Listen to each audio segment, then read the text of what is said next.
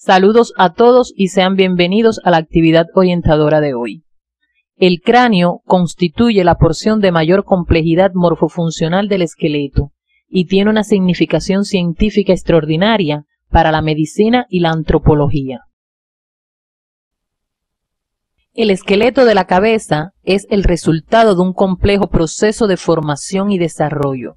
Sirve ante todo de receptáculo al encéfalo, los órganos de los sentidos y las porciones iniciales de las vías respiratoria y digestiva, hechos que justifican su división para el estudio macroscópico en dos porciones, neurocráneo y viscerocráneo. En el proceso de origen y desarrollo del neurocráneo participan las células de las crestas neurales y el mesodermo paraxial, y en él se distinguen dos porciones, una membranosa que forma los huesos planos que rodean al cerebro como una bóveda y otra cartilaginosa o condrocráneo que forma los huesos de la base. El mesénquima, derivado de las células de la cresta neural y del mesodermo paraxil, reviste al cerebro y experimenta un proceso de osificación membranosa a los lados y parte superior del mismo, formando la bóveda craneal. Observen a la izquierda una fotografía de un feto de 12 semanas teñido con técnicas especiales, donde se aprecia la presencia de los centros de osificación que crecen como agujas desde el centro primario hacia la periferia. A la derecha se ofrece una representación esquemática del mismo. El neurocráneo cartilaginoso está formado inicialmente por varios cartílagos separados, que posteriormente se fusionan y por osificación endocondral o cartilaginosa forman la base del cráneo. Observen en cortes sagitales de la región cefálica el desarrollo del condrocráneo en embriones de séptima y octava semanas, señalados con el óvalo discontinuo.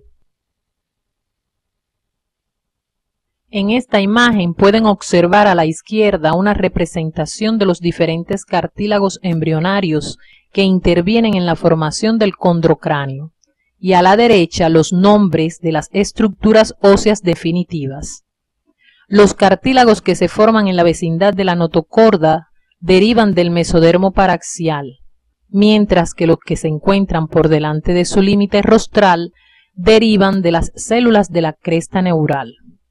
Estos contenidos deben estudiarlos siguiendo las orientaciones del CD. El cráneo del recién nacido, al igual que el fetal, es redondeado. Sus huesos son delgados y están separados entre sí por una banda de tejido conectivo que es más ancha en los sitios en que se encuentran más de dos huesos, donde se denominan fontanelas. Estas características favorecen el desarrollo del encéfalo y permiten que los huesos del cráneo se superpongan parcialmente entre sí durante el parto. La palpación de las fontanelas proporciona datos valiosos sobre la normalidad del proceso de osificación del cráneo, el crecimiento encefálico y la presión intracraneal. En esta etapa, el cráneo es grande en proporción con el resto del cuerpo y la cara es relativamente pequeña en comparación con la bóveda craneal. El pequeño tamaño de la cara se debe a las reducidas dimensiones de los huesos faciales al nacer, fundamentalmente los maxilares, y por el poco desarrollo de los senos paranasales. Los defectos congénitos del cráneo abarcan desde la ausencia de la bóveda craneal, como la cránea, incompatible con la vida, hasta defectos de una parte del cráneo por donde secundariamente pueden herniarse las meninges o el tejido nervioso. El cierre prematuro de una o varias suturas origina la craniosinostosis. Sus variedades dependen de la sutura que se cierre.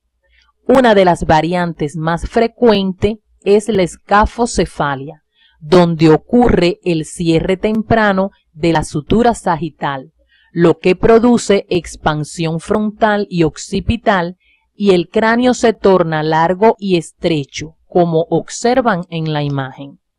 Otra variante es la oxicefalia o turricefalia, la que se debe a un cierre prematuro de la sutura coronal, originando un cráneo alto en forma de torre. El esqueleto facial se origina principalmente de los dos primeros arcos faringios y de las crestas neurales. Los huesos que los constituyen presentan osificación membranosa. El desarrollo del viscerocráneo está íntimamente relacionado con el proceso de formación de la cara, aspecto que estudiaremos a continuación. La evolución de la cara en la cuarta semana se caracteriza por el desarrollo de 5 prominencias o procesos alrededor del estomodeo, que son la prominencia frontonasal, los 2 procesos maxilares y los 2 mandibulares. Los procesos faciales pares derivan del primer arco faríngeo y se forman predominantemente por proliferación de células de la cresta neural que migran hacia ellos. La evolución de la cara durante la quinta semana se caracteriza por el desarrollo en la prominencia frontonasal de 2 abultamientos llamados procesos nasales, cada uno de los cuales tiene una porción medial y otra lateral. El crecimiento diferencial de los procesos nasales provoca la aparición en su centro de una depresión denominada fosita nasal, cuya evolución dará origen a la cavidad nasal. Los procesos nasales mediales se acercan hacia la línea media, producto del desarrollo facial. El mesénquima de las 5 prominencias en la séptima semana ha experimentado un crecimiento rápido que conlleva a la fusión de las mismas, quedando surcos que marcan los límites entre ellas. En la 10ª semana, la unión de todos los procesos faciales da a la cara una apariencia humana. Deben estudiar estos contenidos siguiendo las orientaciones del CD. La fusión de los procesos nasales mediales entre sí y con los procesos maxilares permiten la continuidad de los maxilares con el labio superior, así como la separación de las cavidades nasal y bucal. A medida que las prominencias nasales mediales se fusionan, forman el segmento intermaxilar, que da lugar a la parte media del labio superior o surco subnasal, un componente maxilar que comprende los 4 incisivos y sus encías correspondientes, y el paladar primario.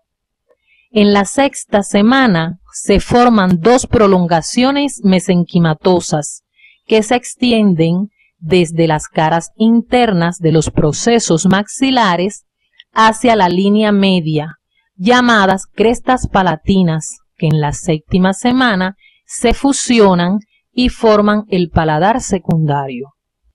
La unión del paladar primario con el secundario forma el paladar definitivo. La marca de esta unión en la línea media es el agujero incisivo. Cuando ocurre un defecto de fusión entre los procesos durante el desarrollo de la cara, se pueden presentar diferentes hendiduras faciales. Las hendiduras del labio superior y del paladar son frecuentes. El defecto puede producirse a nivel de la fusión del proceso nasal lateral de un lado con el proceso maxilar correspondiente. Consecuentemente, no se une el paladar primario con el secundario en uno de los lados, originando un labio leporino unilateral que puede afectar el labio y la encía, o el labio, la encía y el paladar primario.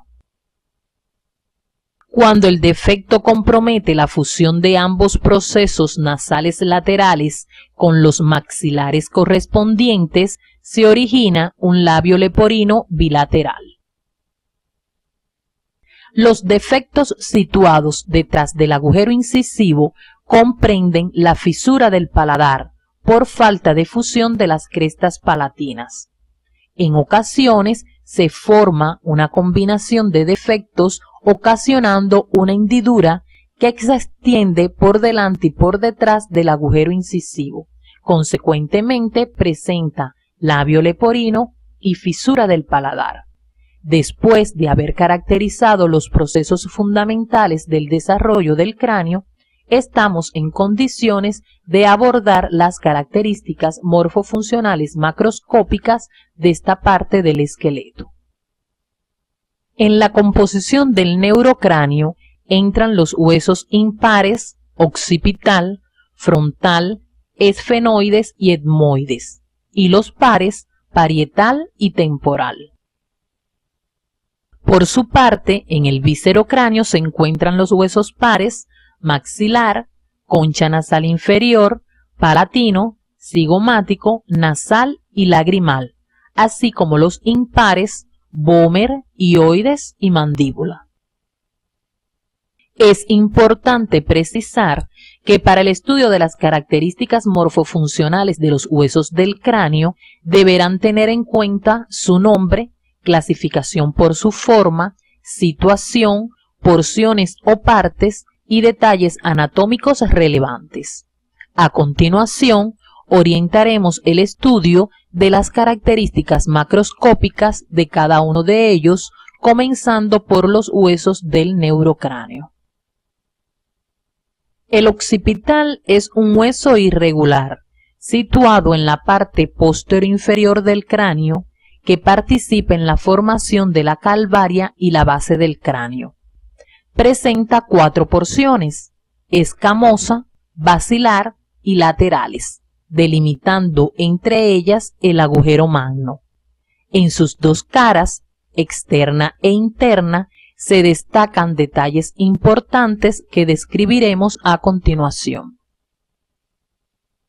En la cara externa, en la parte central de su porción escamosa, se encuentra la protuberancia occipital externa y a ambos lados de ella las líneas nucales superiores, por debajo de las cuales y paralelas a ellas se encuentran las líneas nucales inferiores. De la protuberancia occipital externa parte hacia abajo la cresta occipital externa, que llega hasta el borde del agujero magno.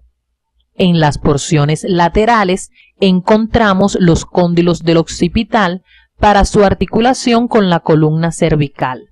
Cerca de la mitad del cóndilo, el hueso está atravesado por el canal del nervio hipogloso, el cual se observa por la cara interna. Por detrás del cóndilo se encuentra una fosita, la fosa condilia, en cuyo fondo se localiza un pequeño orificio denominado canal condilar. Lateralmente al cóndilo resalta el proceso yugular, en cuyos bordes encontramos las incisuras yugulares. En la porción basilar se localiza un saliente denominado tubérculo faríngeo. La cara interna de la porción escamosa está condicionada por la forma del encéfalo y la inserción de las meninges. Presenta dos crestas perpendiculares que forman una prominencia en cruz, en cuya intersección se localiza la protuberancia occipital interna. La mitad inferior de la cresta longitudinal es más aguda y se denomina cresta occipital interna, extendida hasta el borde posterior del agujero magno.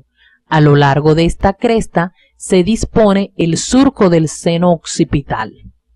La mitad superior de la cresta longitudinal y las dos mitades de la cresta transversa están provistas de surcos bien definidos, correspondientes a los senos venosos de la dura madre, sagital superior y transversos.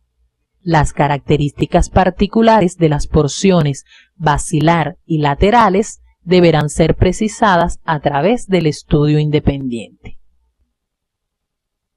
El hueso parietal es plano, situado a ambos lados de la línea media, por delante del occipital, por encima de los huesos temporales y por detrás del frontal en la parte media de la calvaria. Presenta 2 caras, 4 bordes y 4 ángulos. Los bordes están condicionados para su unión con los huesos vecinos, de ahí sus nombres de frontal, occipital, sagital y temporal. En su cara externa, en la parte media, se destaca una eminencia, la tuberosidad parietal. Por debajo de ella se ven 2 líneas curvas, las líneas temporales superior e inferior, sitios de inserción de la fascia y el músculo temporal.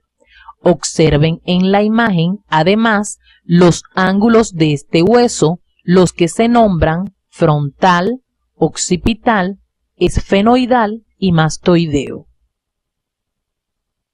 La cara interna es cóncava y está condicionada por la aplicación del cerebro y la dura madre. En ella se observan los bordes del surco del seno sagital superior, el surco de la arteria meningia media y las fositas de las granulaciones aracnoideas. El hueso frontal es un hueso plano que participa en la constitución de la calvaria.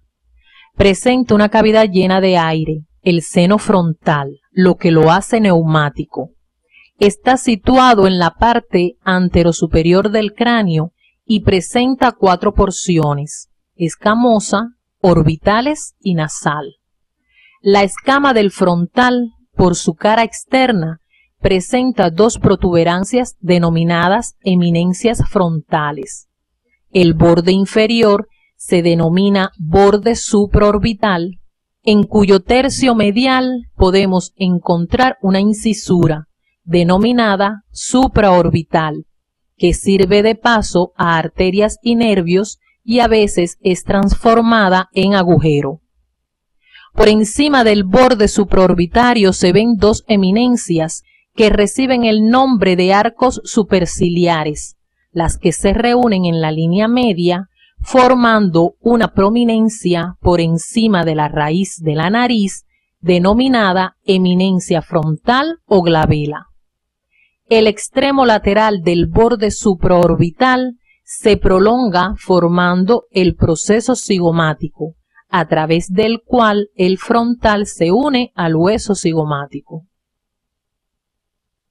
Por su cara interna, en la línea media, hay un surco, continuación del surco del seno sagital superior, que hacia abajo se transforma en la cresta frontal. Las porciones orbitales del frontal están situadas horizontalmente, dirigidas hacia atrás, formando la pared superior de las órbitas y el piso de la fosa craneal anterior. Por su superficie inferior, hacia el proceso cigomático de cada lado, se encuentra la fosa de la glándula lagrimal y cerca de la incisura supraorbital, la fosita y la espina trocleares. Por su cara interna se observan las eminencias mamilares y las impresiones digitales, huellas del cerebro, no observables en esta vista. Ambas porciones orbitales están separadas por la incisura etmoidal, ocupada por el etmoides. La porción nasal ocupa la zona anterior de la incisura etmoidal. En la línea media se observa una pequeña cresta que termina en un proceso agudo, la espina nasal, la que participa en la formación del tabique nasal. A ambos lados de la cresta se encuentran unas fositas que sirven de pared superior a las celdas etmoidales. Por delante de estas se encuentran los orificios de los senos frontales localizados en el espesor del hueso. El hueso temporal es irregular. Está situado en la parte lateral e inferior del cráneo, formando parte de la base y de la bóveda del mismo. Contiene en su interior los órganos de la audición y del equilibrio. Tiene 3 porciones: escamosa, timpánica y petrosa, como se puede observar en la imagen. La porción escamosa presenta una cara interna o cerebral y otra externa o temporal. En esta última se destaca el proceso cigomático y por debajo y detrás de este la fosa mandibular y el tubérculo articular. La porción timpánica rodea parcialmente el poro acústico externo y la parte inicial del conducto auditivo externo. La porción petrosa también es llamada pirámide debido a su forma. En ella se distinguen una base y un vértice, 3 caras y 3 bordes. En la imagen se señalan algunos de los detalles relevantes de esta porción, como la eminencia arqueada, el techo del tímpano, la impresión del trigémino, el surco del seno petroso superior, el poro acústico interno y el proceso estiloideo. Entre este y el proceso mastoideo, en una vista inferior, podemos observar el agujero estilomastoideo, a través del cual emerge el nervio facial. Deben profundizar en estos aspectos a través del estudio independiente según las orientaciones del CD de la asignatura. El hueso esfenoides recuerda por su forma a un murciélago, por lo que se clasifica como un hueso irregular y neumático. Se encuentra situado en la base del cráneo, por delante del hueso occipital, entre ambos temporales y por detrás del etmoides. En él se distinguen un cuerpo, 2 alas mayores, 2 alas menores y 2 procesos pterigoideos. El cuerpo del esfenoides presenta en su cara superior una depresión denominada silla turca, donde se encuentra una fosita ocupada por la glándula hipófisis. Por delante se encuentra una elevación denominada tubérculo de la silla, donde se sitúa transversalmente el surco quiasmático, cuya continuación lateral son los canales ópticos.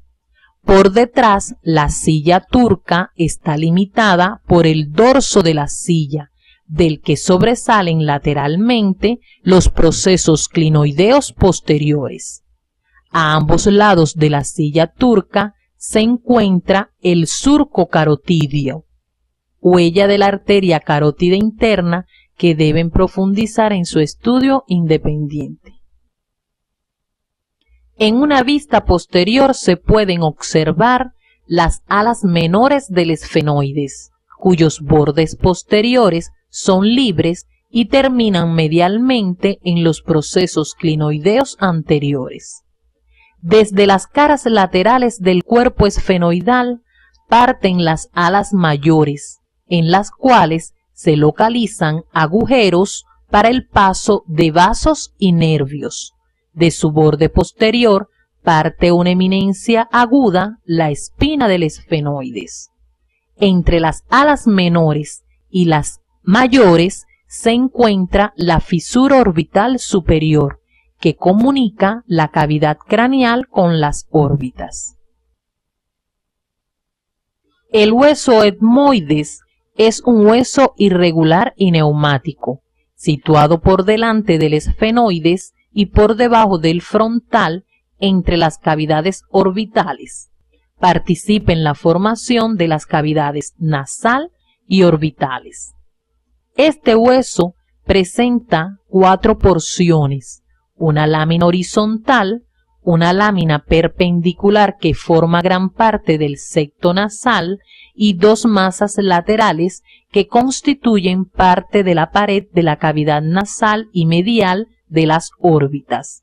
En ellas se encuentran las celdillas etmoidales. Una vista superior del etmoides. nos permite apreciar la lámina horizontal o cribosa, con abundantes orificios para el paso de los filetes olfatorios, y la parte superior de la lámina perpendicular llamada apófisis cristagalli, además de la parte superior de las masas laterales.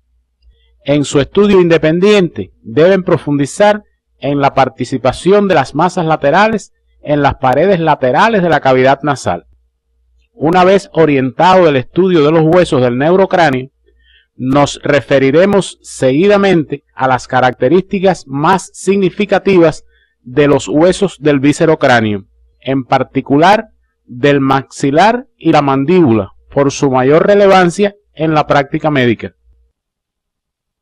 El maxilar es un hueso neumático de forma irregular, situado por encima de la cavidad oral y a ambos lados de la cavidad nasal, constituido por un cuerpo y 4 procesos: frontal, alveolar, cigomático y palatino.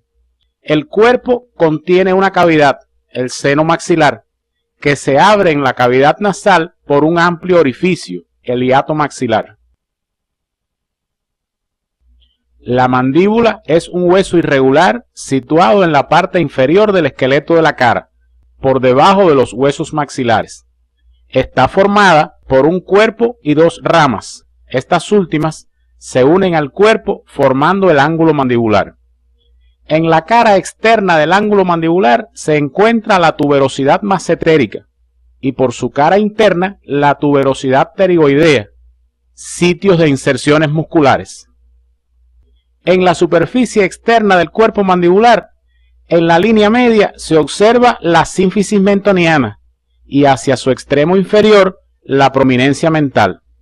Más lateralmente, hacia las caras laterales del cuerpo, se abren los agujeros mentales, orificios de salida del nervio mandibular de cada lado.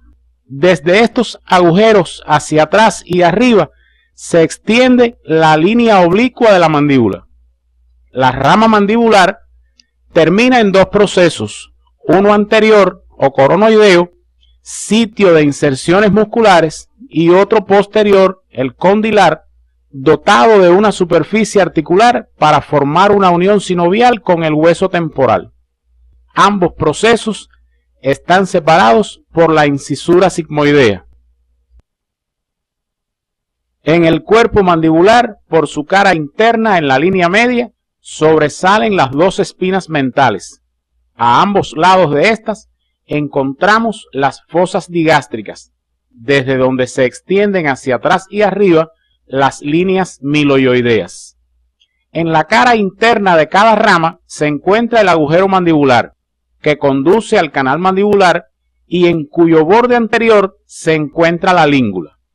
Por detrás de la língula se inicia de abajo hacia adelante el surco miloioideo. El resto de los huesos del viscerocráneo son de menor complejidad en su descripción y deberán ser precisados a través del estudio independiente. Hasta aquí hemos analizado las principales características de los huesos que forman el neurocráneo y el viscerocráneo, los que se unen mediante articulaciones cuyas características morfofuncionales orientaremos a continuación.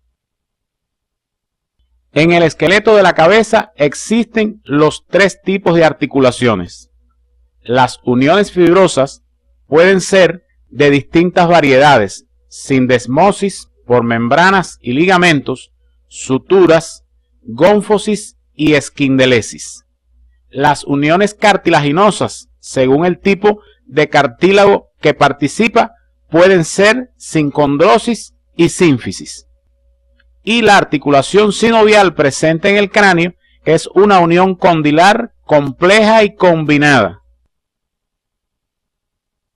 Las articulaciones fibrosas del tipo de las sindesmosis por membrana constituyen las fontanelas de los niños pequeños y los ligamentos que se encuentran reforzando la articulación temporomandibular. Las suturas, según la forma de los bordes de unión, pueden ser serratas, escamosas y planas. Las suturas serratas están presentes entre el hueso frontal y los dos parietales, denominada sutura frontoparietal, coronal o frontal. Entre los dos huesos parietales y donde recibe el nombre de sutura sagital, y entre los dos huesos parietales y el occipital, que recibe el nombre de sutura parieto-occipital o lambdoidea. La variedad escamosa la encontramos entre el hueso parietal y temporal, mientras que la variedad plana se presenta entre los huesos del víscero-cráneo. Otras variedades de articulaciones fibrosas, como las gónfosis, se localizan entre los alvéolos dentales y los dientes, y las esquindelesis entre el efenoides y el vómer. Las articulaciones cartilaginosas del tipo de las sincondrosis pueden ser temporales o permanentes y se localizan en la base del cráneo. Las permanentes se denominan esfeno-occipital, esfeno-petrosa y petro-occipital. Además, en el esqueleto de la cabeza existe una articulación móvil o sinovial, la articulación temporomandibular, a cuyas características nos referiremos a continuación. La articulación temporomandibular está formada por las caras articulares de la fosa mandibular y del cóndilo de la mandíbula, incluidas dentro de una misma cápsula articular y reforzada por ligamentos. La cavidad de la articulación temporomandibular está dividida por un disco fibrocartilaginoso en dos compartimientos independientes, superior e inferior. Alrededor de la articulación se encuentran tres ligamentos, de los cuales solo uno tiene relación directa con la cápsula articular, el ligamento lateral. Este ligamento limita los movimientos de la cabeza articular hacia atrás. Los dos ligamentos restantes son los ligamentos esfenomandibular y estilomandibular. La articulación temporomandibular, por la forma de las caras articulares, es de tipo condilar y por tanto biaxial. La presencia del disco intraarticular le confiere la condición de compleja y amplía su capacidad de movimientos. Ambas articulaciones funcionan al mismo tiempo, aun cuando están separadas anatómicamente, clasificándose como una articulación combinada. Los movimientos de la articulación temporomandibular son descenso y elevación con apertura y cierre de la boca, desplazamiento hacia adelante y hacia atrás, es decir, propulsión y retropulsión, y movimientos de lateralización. La integración de los huesos de la cabeza a través de los distintos tipos de articulaciones en un todo único hace posible un estudio de conjunto del cráneo, lo cual tiene una gran importancia en la práctica médica. El estudio del cráneo en su conjunto se realiza mediante distintas vistas o planos denominados normas, las cuales son frontal, lateral, basales, interna y externa, sagital, vertical y posterior u occipital. Para estudiar cada una de estas normas es necesario conocer las características morfofuncionales particulares de los huesos y proponerse entonces una integración de los mismos por los distintos planos. Nos referiremos a continuación a las normas frontal, lateral, basales del cráneo y sagital. La norma frontal está formada por los huesos frontal, cigomáticos, nasales, lagrimales, maxilares y mandíbula, entre otros, mediante articulaciones de distintos tipos. En ella se distinguen rasgos particulares de los distintos huesos, como las eminencias frontales, los arcos y surcos supraorbitales y la protuberancia mental, entre otros, además de formaciones anatómicas como las cavidades orbitarias y la apertura de la nariz. Deberán prestar atención especial a las características de la cavidad orbitaria según las orientaciones del CD de la asignatura. A continuación, nos referiremos a las características de la norma lateral. Al observar el cráneo lateralmente, se pueden reconocer los huesos frontal, occipital, temporal y parietal, entre otros. En esta norma se destacan ante todo las líneas temporales superior e inferior, así como las fosas temporal, infratemporal y pterigo-palatina. Para la observación precisa de estas dos últimas fosas es necesario retirar la rama de la mandíbula. Es importante caracterizar las tres fosas de la norma lateral a partir de su situación, límites, comunicaciones y contenidos según las orientaciones del CD de la asignatura. A continuación, orientaremos el estudio de la vista o norma basal del cráneo. En la norma basal del cráneo, por su complejidad e interés médico, se estudian por separado sus superficies interna y externa. La norma basal externa, como puede observarse en la imagen, se extiende desde los incisivos por delante hasta la línea nucal superior por detrás. Lateralmente está limitada por unas líneas imaginarias que se trazan entre las crestas infratemporales y las bases de los procesos mastoideos. Se divide para su estudio en tres zonas: anterior, media y posterior. A través del estudio independiente, según las orientaciones del CD de la asignatura, deberán precisar los límites de cada zona, los huesos que la conforman y las características más relevantes de cada una de ellas. La norma basal interna puede ser observada después de un corte horizontal del cráneo. Sus características macroscópicas tienen un alto nivel de correspondencia con las estructuras que conforman la superficie inferior del encéfalo y las meninges encefálicas. Se divide en tres fosas craneales: anterior, media y posterior. De cada una de ellas deben precisar, según las orientaciones del CD de la asignatura, los límites, huesos que la forman y sus comunicaciones. La norma sagital permite observar la superficie interior de la cavidad craneal, pero la zona más compleja y de interés médico corresponde a la cavidad nasal, a cuya caracterización deberán prestar la mayor atención en el estudio independiente de estos contenidos. Las normas craneales superior y posterior son de menor complejidad y pueden estudiarse de manera independiente.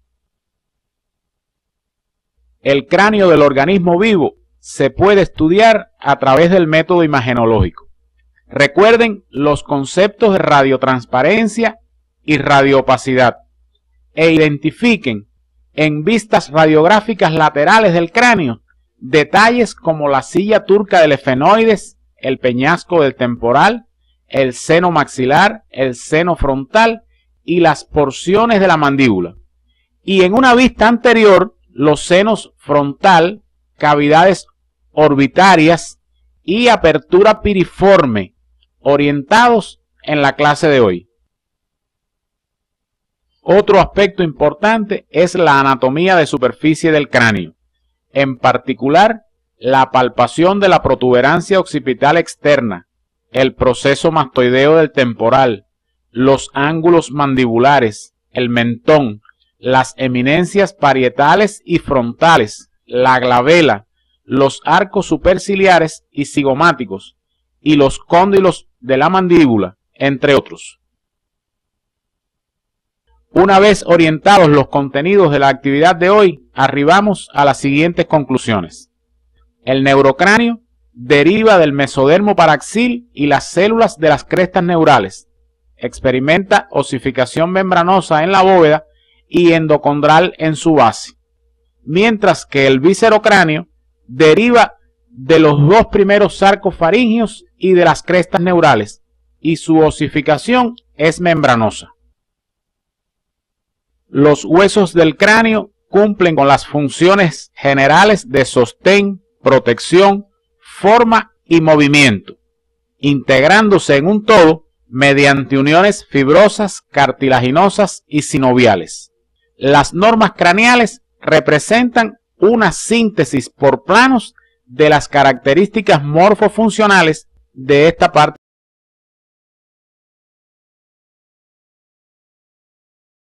El cráneo como un todo se articula directamente con la columna vertebral, otro componente del esqueleto axil, a cuyas características morfofuncionales, de conjunto con el tórax óseo, nos referiremos en la próxima actividad orientadora.